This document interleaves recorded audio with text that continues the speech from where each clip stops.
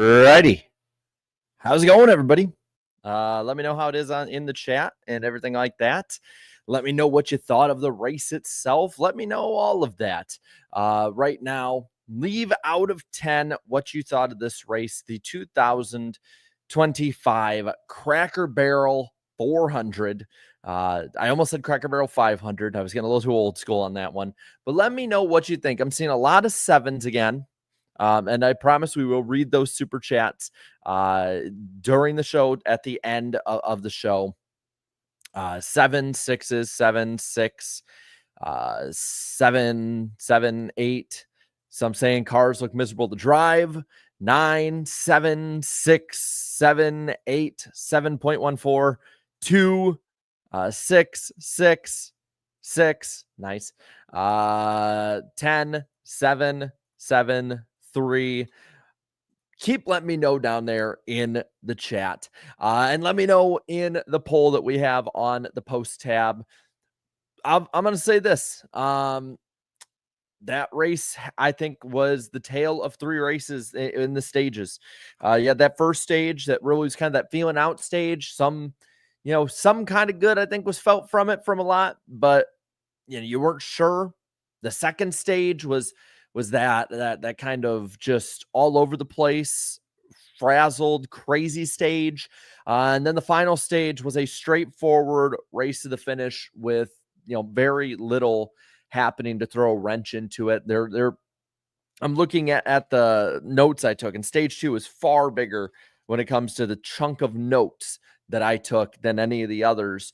The final stage is very, very paint by numbers is the best way I can put it. I mean, just, green flag stops at a certain point. Nobody really speeds. Nobody has any major issues. The dirty air is something that needs to be addressed. That's for sure. And we'll talk about all of that for sure. But first, let's look into the finishing order of this race. NASCAR.com is glitching out, but luckily I got you covered because I copied it all down. Ryan Blaney gets the victory tonight over Carson Hocevar. After that, you got Denny Hamlin. By the way, the margin of victory, 2.83 seconds after a 300-lap race, 7 cautions for 35 laps, 3 hours, 5 minutes, 29 seconds, 18 lead changes. But yeah, it was more or less just Blaney trying to do his best to keep Hocevar and others at arm's length.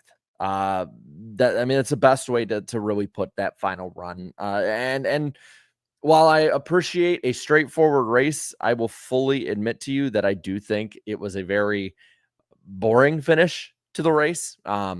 We get those a lot, but after what we got at Charlotte, and I will say, I think Prime took a little step back, but was not bad by any means. I still think it was really awesome broadcast. Despite all the effort they put into making it more interesting, the end of this race just wasn't. Let's not sugarcoat it. It wasn't all that interesting. Was there passing more than other tracks? Yes. I'm not going to say that this track and this race was just completely void of passing and there was nothing going on, because I think that would be a lie. I think it'd be a lie to say that nothing happened in this race. There were guys that were passing through the pack and such like that, but it really wasn't much, drama in any way. You kind of knew. And I had told my wife with about 30 to go, I'm like, if there's not some stupid caution, like, Blaney's going to win. You don't get that far ahead. You don't get the dirty air affecting the other cars that much. You don't get all of that combined to just, give you some crazy finish where everybody comes together after being 4 seconds or 7 seconds separated, depending on the 77 or the 11. Hocevar driving the car completely off of the wheels, basically what happened last time. But I'll say this. It is true. I will take this over last year. I will 100% take this over last year. But anyway, top 3 is Blaney, Hocevar, Hamlin, Logano, Byron, the top 5. After that, we have Bubba Wallace with a great comeback to finish 6th on the board today and was knocking on the door of a top 5 at the end of this race, which credit to him. I mean, that was a pretty damn good comeback from that entire team. Eric Jones in 7th ran top 5 and top 10 pretty much all night long. Kyle Larson comes back up after a terrible start to this race to finish 8th.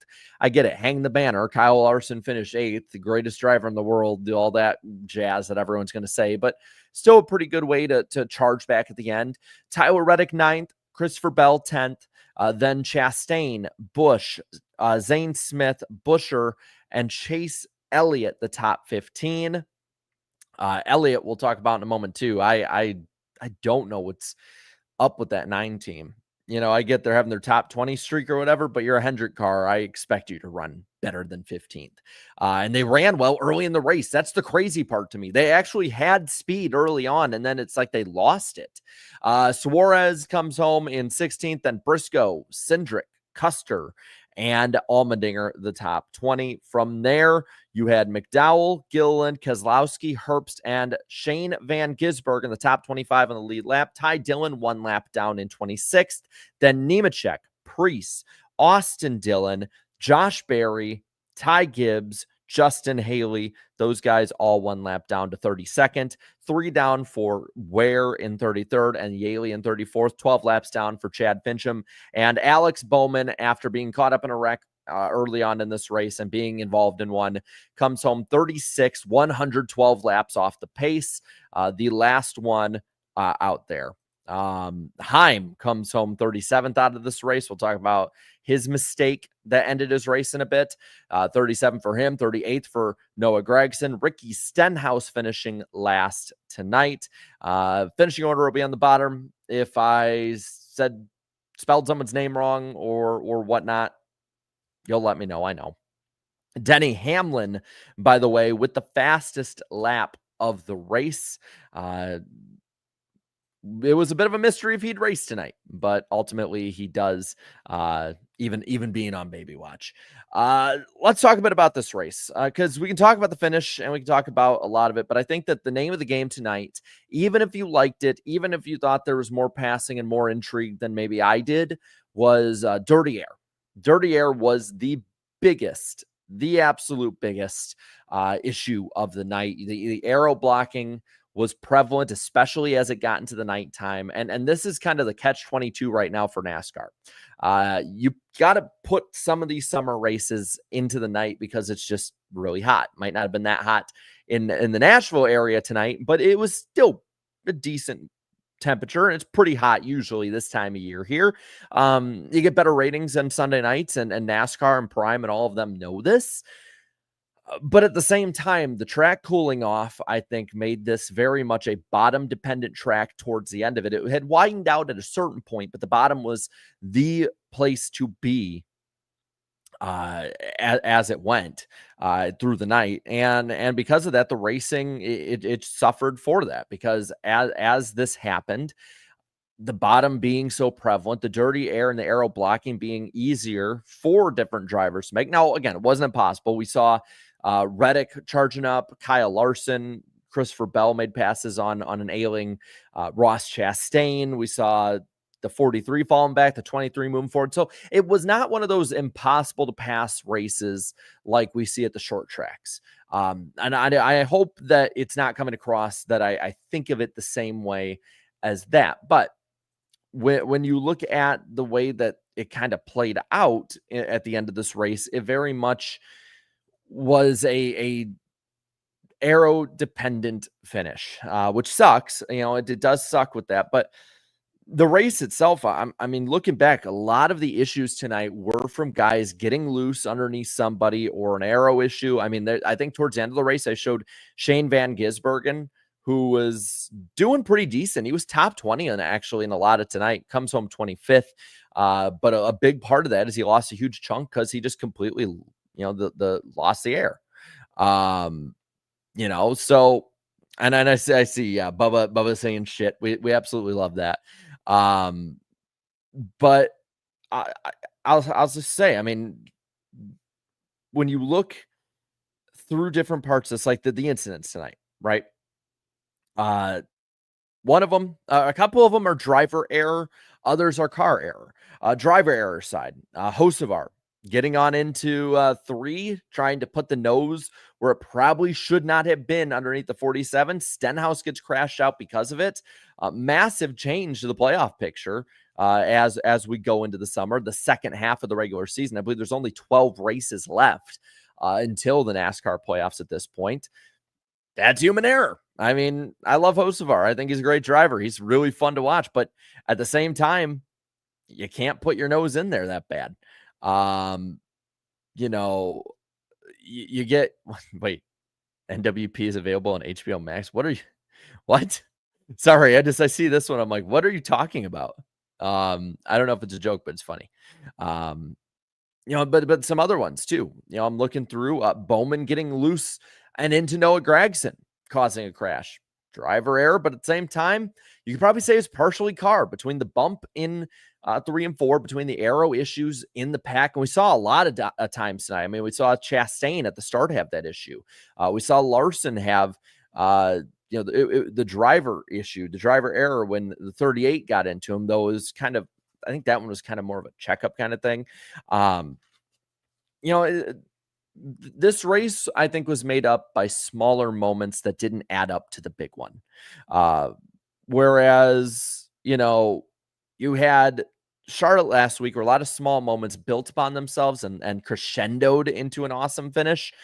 I think this one, it was a lot of smaller moments, really didn't amount to much. You had good stories, even with that. And I put the blame more on Hocevar for that one. I get the 47 probably should have known that there was somebody down there, but usually when you have that you don't have that positioning really all that much. It's probably good, especially as early as it was, to back off into it. Corey Heim crashes himself self-clearing off of Brad Keselowski early in this race. That one, total driver error. So, there were moments in it. It's why I can't be someone who's like, this is a 2 out of 10 or a 3 out of 10 race. This was a bad, horrible race. Like, no, I don't think it was, because you did have those moments. You did have driver error, and that the challenge to the driver be somewhat prevalent, but at the same time, the dirty air did bog a lot of it down, like it bogged a lot of these drivers down. And while we had some crazy moments and we had wrecks and all of that other stuff and mistakes happen during stage 2, I don't think that makes up having more difficulty than usual at this track for passing. So there is a lot of interesting things to look at with this race that just weren't the big thing we saw last week. And last week was a shit ton of fun. But hey, I'd probably, I don't know yet where I'd rank it, whether it be in that 4 to 6 range, more than likely, out of 10, if you will. And yeah, well, we got a car on the wall. We got all those. I'm sure Prime's bringing it right now. I'm not going to get copyright on that one tonight. But looking at some of the other deals tonight, you had, I think the dominant ones of the night, at least for the most part, were Denny Hamlin and Ryan Blaney. Logano was up there, and yes, strategy did play a part in it, because they knew the clean and dirty air and all of that were going to be very prevalent. But at the same time, I mean, those were the best of the best out there. Hocevar towards the end was pretty awesome in this thing. Byron was good, but never could really quite keep the car where it needed to be to compete long-term in this thing. And yeah, it's a good night for the NWP picks for sure. Now, looking at some of the others through the finishing order, because again, like I said, it was very, very much a a paint by numbers, easy to kind of figure out race at the end. There really was no big strategy plays. Like I said, there was no big mistakes that happened. There were guys that tried to stay out long. The 3, the 6, the 21 all did, and they were trying to make it interesting. The 77 trying to catch up, but ultimately, I think burned the tires off that thing. Already wasn't at that tire advantage going into it. But I want to talk about a few of these people in the field. The Heim deal. Just a bad rookie mistake. The best way I could put it, it was a bad rookie mistake that Corey Heim had in front of the 6 of Brad Keselowski. And because of that, he ended his race. And you might be able to get away with that in the truck series when you have the best truck. But you don't get away with that in Cup. The margins are too close in Cup to do that. And while I think that Corey Heim is Cup ready, he is, I believe, was in the top 15 when he made that error. And that was a full error on him. And maybe his spotter cleared him. I did not, I will say I was not privy to the audio of the spotter and the driver and team and all of that.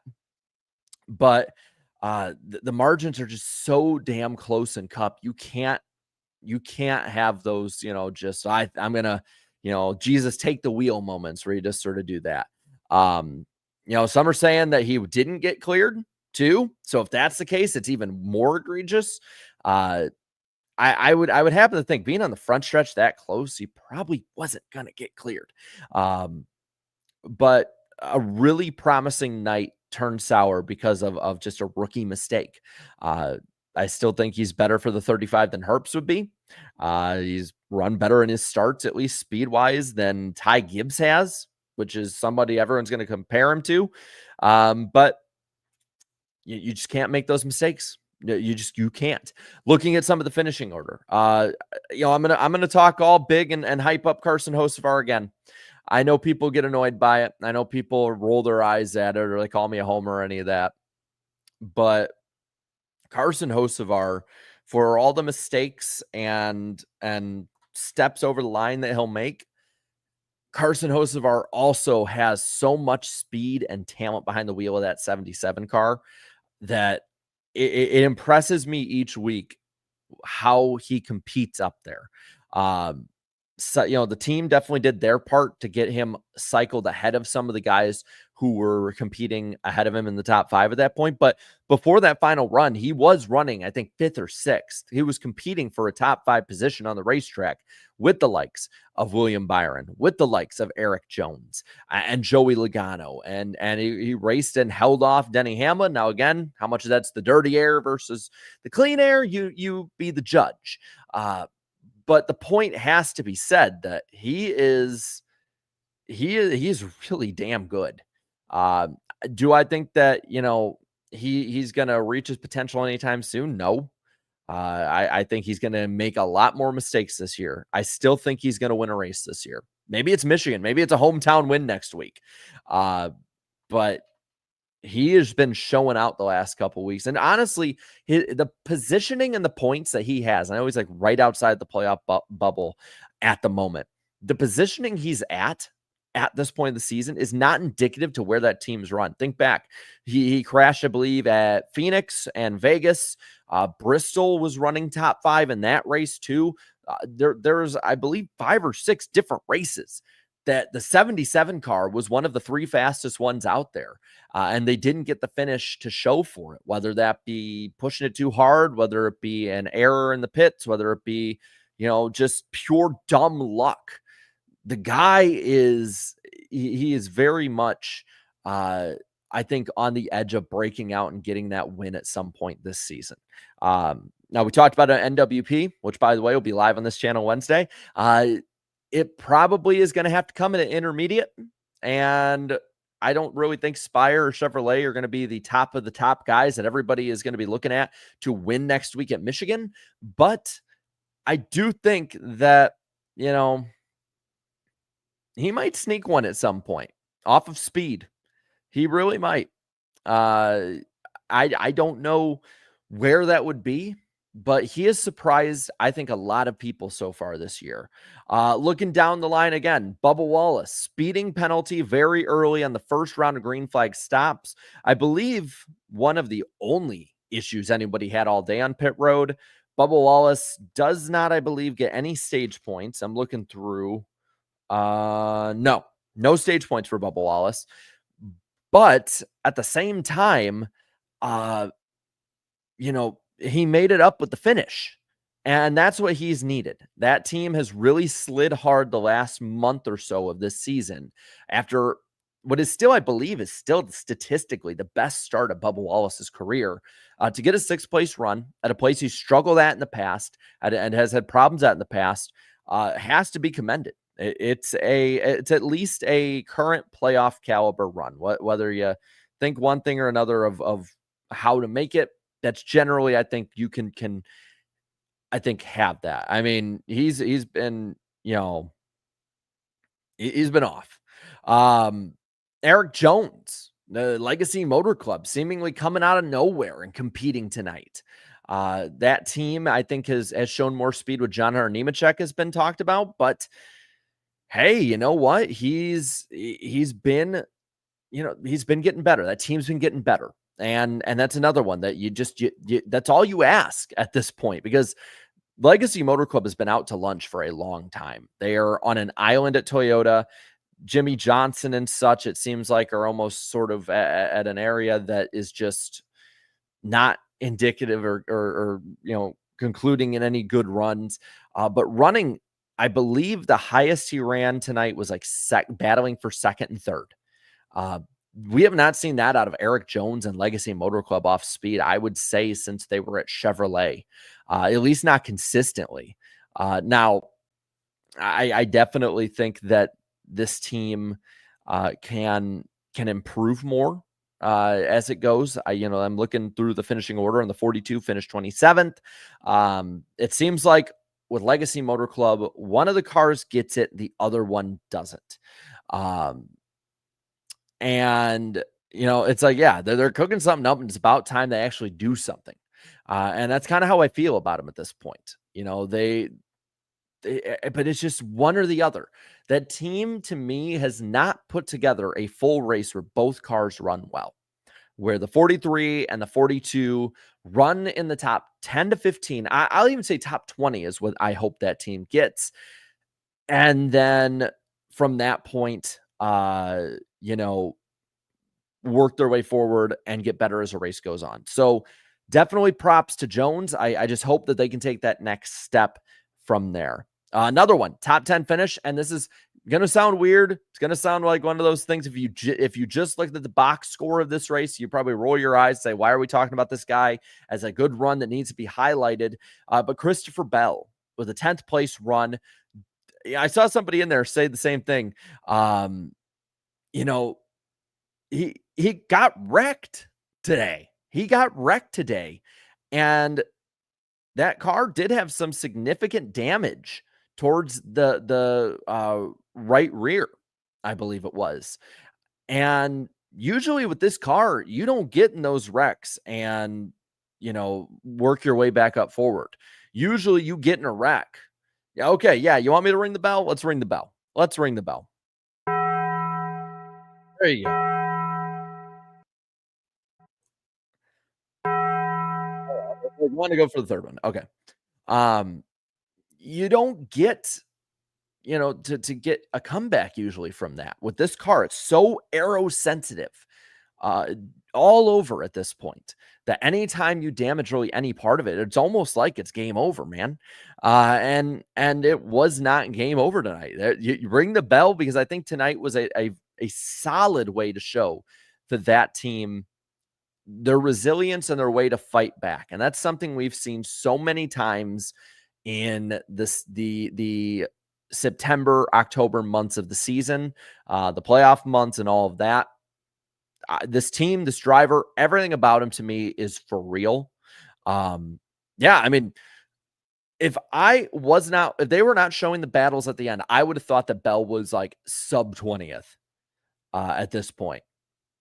I would have thought that he was that far back, because again, you don't come back from those. Kyle Busch, a decent 12th place run. That's about what you need with the way that the cut line is. Because I think that we'll get probably, an SVG or maybe, somebody else that sneaks a win at a road course and maybe a super speedway or something like that. There's always somebody or a couple that kind of change that whole thing up. But I don't think we're going to get the crazy number of winners this year. Uh, I wouldn't be surprised. Let's see. Going into this race, we had 8 winners, and Blaney is in the 9th. I wouldn't be surprised if we only have 11 or 12 heading on into Daytona. And when you look at, the way that we've seen the last couple of years where there's, 13, 14, 15 different winners in the regular season, and people have to go crazier for it. I wonder at what point people start realizing, especially if we don't have like a new winner, if we have a repeat guy win a race at like Chicago and Atlanta, and we're heading towards a Sonoma and a Dover, Indy, Iowa, races that should be won by the guys who usually win. I really think that you should probably be looking at who's trying to score points. I think points racing could be very important towards the end of this regular season. And looking today at some of them that would be below the line that got some good points. Michael McDowell got 3 stage points in the first stage. The second stage, you saw Hocevar get more. Zane Smith, Josh Berry, I know was in already, but he's somebody that has run better than his finishes have shown. Jones, 6 stage points in the second one. So I think that's going to be really, really important to watch as this season and this regular season goes. So Kyle Busch getting 12th, while that might not seem like much right now, same with Buescher in 14th, those could add up towards the end of the regular season if we don't have those extra winners. Now, this could be completely wiped clean next week at Michigan, where the race could get rained out at lap 129, and whoever just happens to be out front wins. And Mexico's coming up. That's going to be a bit of a wild card. And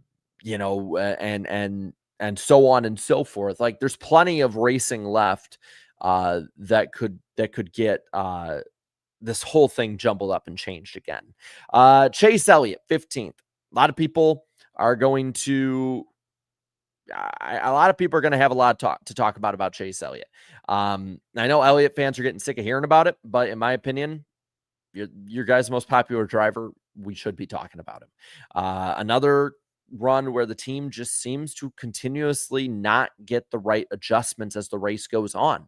That 9 car at different points today, I mean, he was 6th in the first stage. He ran top 5 and top 10 in that stage. He didn't get any in the second one, but early in this race, the first third to half of this race, Chase Elliott was a top 10 guy. But between the car not being adjusted on, Elliott just floundering on restarts. I get people like, he's 4th in points. Why are we complaining? Well, under the system that we have now, which, trust me, in 2020, everyone reminded me about when I was upset about the ending of that year. Everyone was like, well, it's a system, it's good. Well, we're flipping it on its head on y'all. When somebody is consistently not able to run in that top 5, not lead laps, not get stage points, there is something to be seen by that. Chase Elliott and that 9 team do not have the low dips that a Kyle Larson does, or Alex Bowman, I think, is somebody we can look at now after his 36th place run tonight. Even Denny Hamlin. Like, Elliott does not have just catastrophically horrid races.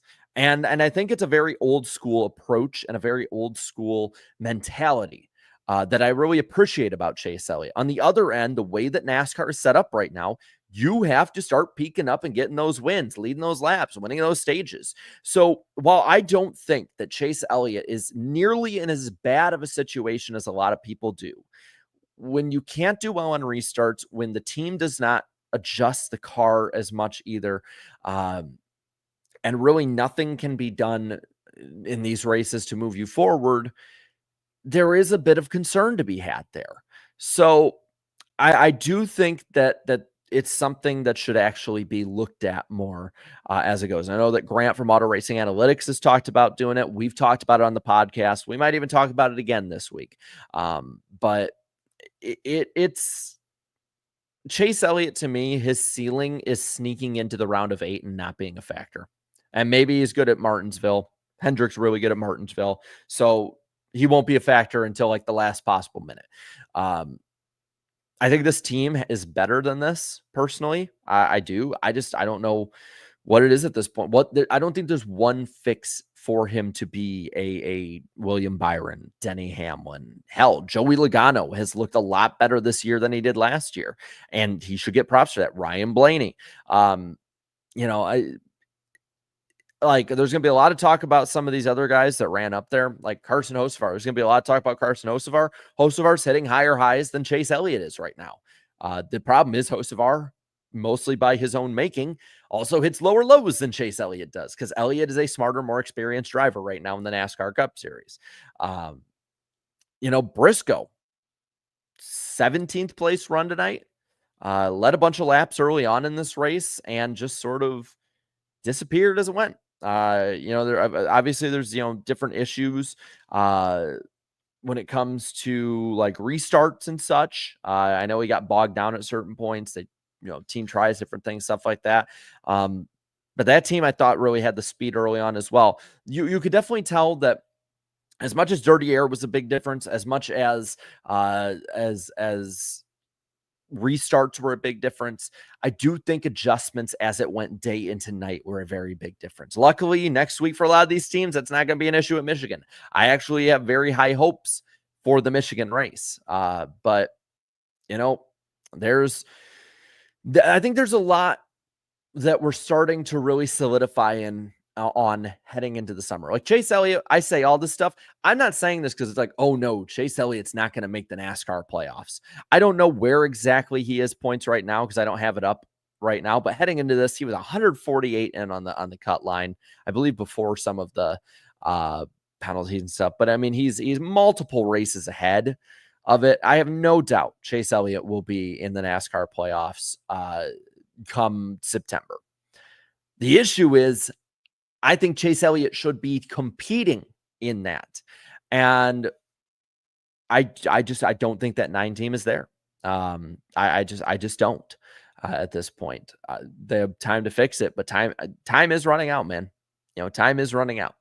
But overall, it's amazing. I had 30 minutes to talk about a race that, in all honesty, I thought was rather dull for the last half or so. Second stage was wild. Lots of crashes, stuff like that. But there's definitely, I think, let's see, 153 up. Yeah, he'll be fine. Like, he'll absolutely be fine to make it. He would have to have the most catastrophic meltdown of a good driver and team that anyone has ever seen to not make it. He'll be fine. But I don't know, man. There's a lot that I think there needs to be introspection when it comes to that team. And I think there will be at some point. Mr. H does not, he does not satisfy himself with good. He wants great. So I honestly think that Elliott will be better sooner rather than later. But sooner probably is not going to be anytime soon in 2025. Let's look at the Super Chat stage break to finish it off. I know a lot of you guys left some, and I appreciate you guys waiting on me. So let's look on at him. Napa Racing fan, not the 2, says Carl Edwards, Harson Kosovar. And Steven says 6 out of 10 race, another 9 out of 10 broadcast. I'll say this, the prime broadcast, maybe wouldn't have, again, maybe not as many highs as last week did, just because I think the race didn't have as many highs. But I did really enjoy the broadcast. They'll have little hiccups here and there. The first year, I'm not going to really hyper analyze that unless they absolutely screw the pooch in a way that a lot of us cannot forgive them for at any point. I think they'll be fine. Do I think by the way, do I think the viewership will be as high as last week? No, last week technically still is a crown jewel event, should get the bigger views on streaming. And to their credit, I think those were good numbers for the streaming side of it. I just, the biggest gripe I have with Prime right now is we only have 3 races left with him. Like, I wanted to see more, you know? I get people are excited with TNT. And I'm sure with the same cast and characters and all of them, they'll be pretty good. But, you know, Prime set their bar high last week. And I don't think they maybe reached last week's heights this week, but it still was better than any other broadcast outside the 600 broadcast last week. I thought it was better in CW. I thought, of course, we know it's better than the Truck Series.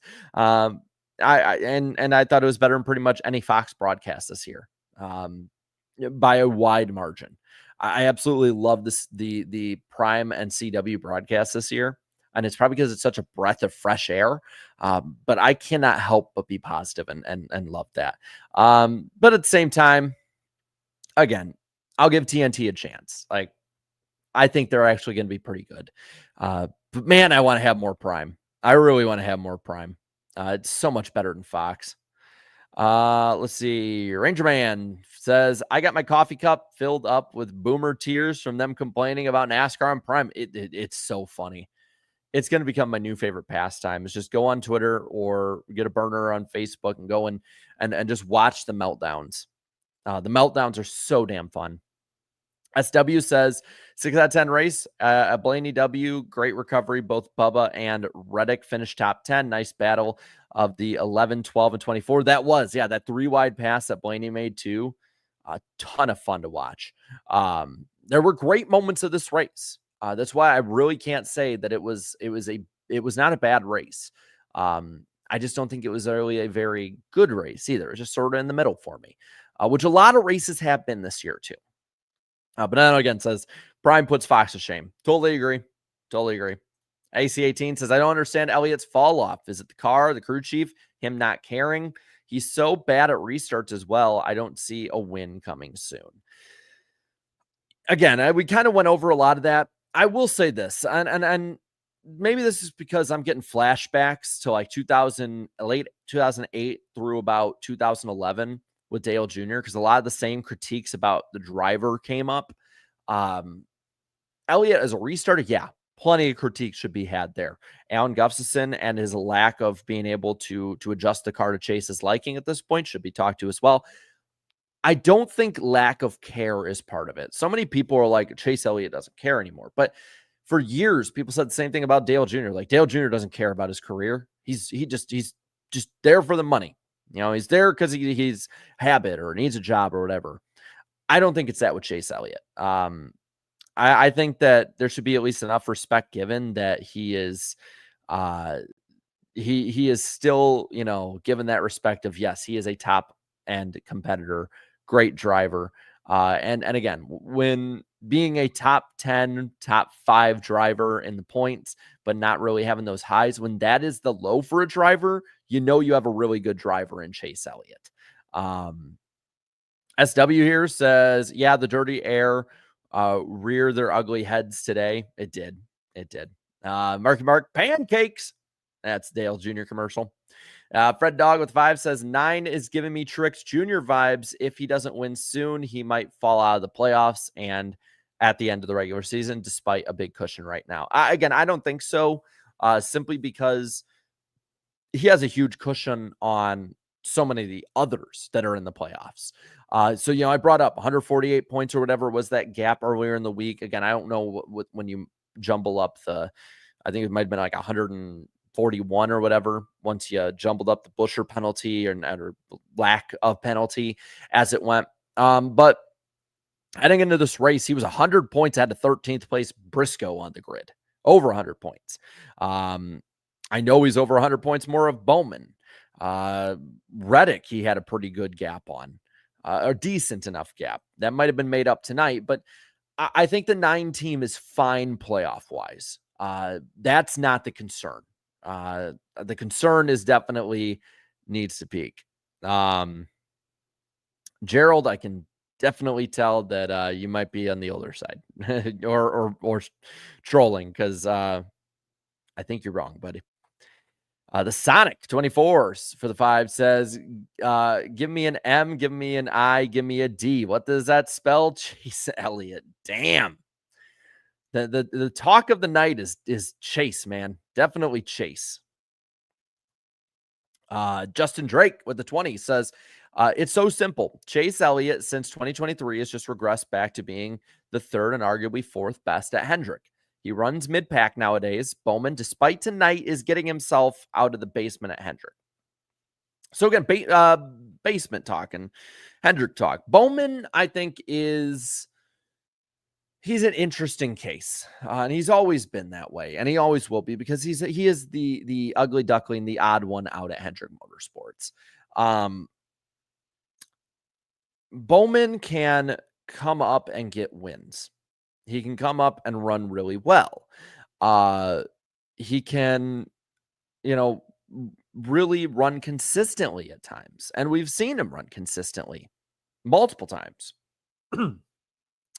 But at the same time, I think, again, Bowman doesn't have the high highs of Elliott, but I also think that Bowman does have the lower lows. So I really think, we're having this talk, and I think the 9 and the 48 are much closer than people would like to admit on either side. I will still give the edge to Chase a little bit. But at the same time, Hendrick Motorsports is really freaking good right now. So, and that's the part I think a lot of people are missing here is this team is not terrible. If Elliott is running, 15th or 12th or whatever, he usually has ran better earlier in the race. Now there's some, he's just completely out to lunch, middle of the pack. Bowman on the other end can run top 5. We saw him run top 5, and we have that conversation. We still do about the 9 and the 48 and the back and forth, the fourth Hendrick car, all of that. But at the same time, the 48 gets in, I feel like at least the 48 gets into more wrecks. The 48 gets into more trouble. So, maybe leave the number in the chat, 9 or 48. Which one do you think is the fourth Hendrick car? Because certainly at the 5 or the 24. Derek here says, seeing Ware and Yaley battle for 33rd on pace just shows how bad Rick Ware has fallen off since Haley left. Ware is the worst case of nepotism in NASCAR. I like when we talk about the back of the pack with this, because I do think I said last year, Cody Ware, I thought was the wrong choice in that car. If they're going to have 1 or 2 cars, I didn't want Cody Ware being full-time because, he, yes, on a smaller sample size, ran better last year. But history shows, and it is repeating itself again, he is not a driver that is good enough to be conducive to competing and elevating a team. He's just not good enough. He isn't. The 44 team is garbage. They are so far off of a competent NASCAR team. It's not even funny. Between the issues of Biffle, between the lack of speed, even at super speedways, like this team is a field filler in so many ways. Reminds me so much of those field fillers in the 2000s. The 51, I think, should be running ahead of that. Should definitely be. And I think that getting rid of all the drivers that helped make Rick Ware Racing better when Cody Ware was gone is such a horrible mistake. And it would serve so much in the best interest of Rick Ware Racing to not let him in those cars. He's not crashing as much. Hang the banner on that one. But he's not Cody Ware is not a cup caliber driver. We've seen it so many times. Hunter Nixon Fishing here. Trotta just had them bring Bubba a beer on post-race. Best post-race show ever. They did that last week. I like it. I think that's their new tradition is they're just going to drink a beer with a driver, which cool. Act like normal people and not just suits that, man, this race was real good. Wasn't it real good? Yeah, it was real good. Like, I like it. Be people. Talk. Napa Racing Fan for the 2 says it was bedtime instead of Heim time for the 67. Yeah, it was bad. Zoni says Fans will blame unemployment or gas prices on this race car. Is it flawed? Yeah, duh. The over complaining is exhausting sometimes. Tonight was fine, in my opinion. That's what I said. It's probably a 5 out of 10, but I think it's the fact that this car has not improved in 4 years at this point. And now we're just finally talking about a little bit of a bump up in the horsepower department. I don't blame fans for being pissed. I'm just going to say, I don't blame y'all. I get it might be annoying hearing the same talking points, but at this point, like, why wouldn't people talk so much about it? You know? Fred Dog says, all things considered, I really like Nashville Super Speedway. If it's up to you, do you give up on the fairgrounds, switch the two, or put both on the schedule? Well, here's the thing. At least what I know about the Nashville fairground side of things. The fairgrounds right now is a very difficult cause, not a lost cause, difficult. The problem with trying to race in an area where you have to go through city governments is you have to go through city governments, and government changes a lot. People vote people in and out. People that might be on your side get voted out or leave or elevate somewhere else, and you're stuck basically back to square one. And from what I've gathered, talking to people at the fairgrounds and talking to others, they're pretty much back to square one. Bristol, and such, maybe not square one as like the sense of redo everything, but I mean, it's pretty damn close. Would I love to see the fairgrounds be renovated and have a cup date and be back where it should be? Yes. The thing is, I don't think the car would be good enough either. Maybe it would race a bit like Wilkesboro, depending on how it was repaved, maybe even reconfigured. I don't know. But you have so many forces against it right now that I think it's just better to leave it at Super Speedway for now. Plus, with a prime facility right there, I'm not surprised that Prime has Nashville. And I think Nashville can Super Speedway can probably hit higher highs than the fairgrounds can get right now. So for now, I say let's leave it at the 1 1/3 mile oval. And work towards the fairgrounds, hopefully in a couple years when NASCAR can maybe fix the car more, or at least get the short track racing better. I know it's a fence sitting compromise, but I feel like it's the most realistic way of going about it right now. So for now, Super Speedway. Rusted Valor says, of all the hosts of our wrecks, for them to be so outspoken about, this one seems just weird. Felt like a racing incident than anything else. Felt more like a racing incident than anything else. I do think it was a racing incident. I think it's because it's a repeated offense.